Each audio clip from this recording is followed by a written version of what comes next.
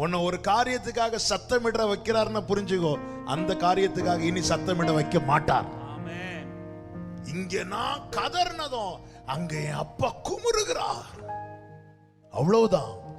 அதுக்கப்புறம் ஆண்டவர் பதிலளிக்க ஆரம்பிக்கிறார். கீழே நீங்க படிச்சீங்கன்னா தெரியும். ஆமென். அவருடைய கண்டிதத்தினாலே 15வது வசனம், அப்பொழுது கர்த்தாவே உம்முடைய கண்டிதத்தினால், 14வது வசனத்தை பாருங்க, தம்முடைய சத்துரு தம்முடைய அம்புகளை எய்து அவர்களை சிதற அடித்தார். சிதற அடிச்சிட்டார், சிதற பண்ணிட்டார். ஏசாயாவில் இருக்கிறது என்ன இருக்கிறது? உன் சத்துருக்களை தேடியும் காணாதிருப்பாய், உன் கண் எட்டுற தூரத்தை விட்டே தள்ளி கொண்டு போயிட்டார். அவர் குமுறினார். எத்தனை பேர் இந்த மாலை வேளையில நம்புறீங்க?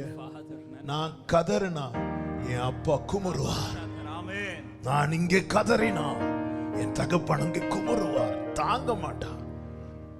ஒரு பிள்ளை ஒருத்தங்களால தன் பிள்ளைக்கு வேதனை உண்டாகுதுன்னு தெரிஞ்சிட்டுனா எந்த தகப்பன் பார்த்து சும்மா இருப்பார்? குமுறினார், சத்துருக்களை சிதற அடிக்கிறார். 16வது வசனம், அவர் கை நீட்டி என்னை பிடித்து, எல்லாரும் சொல்லுங்க, என்னை பிடித்து தூக்கி விட்டார். அதனாலதான் நான் இருக்கிறேன். என்னால எழும்ப முடியாது, அதனால என்னை தூக்கி விட்டார். அதனாலதான் அவர் எனக்கு பலனா இருக்கிறார். நான் எழும்பிட்டேன்னா என் பலத்துல எழும்பிட்டேன்னு சொல்லுவேன்.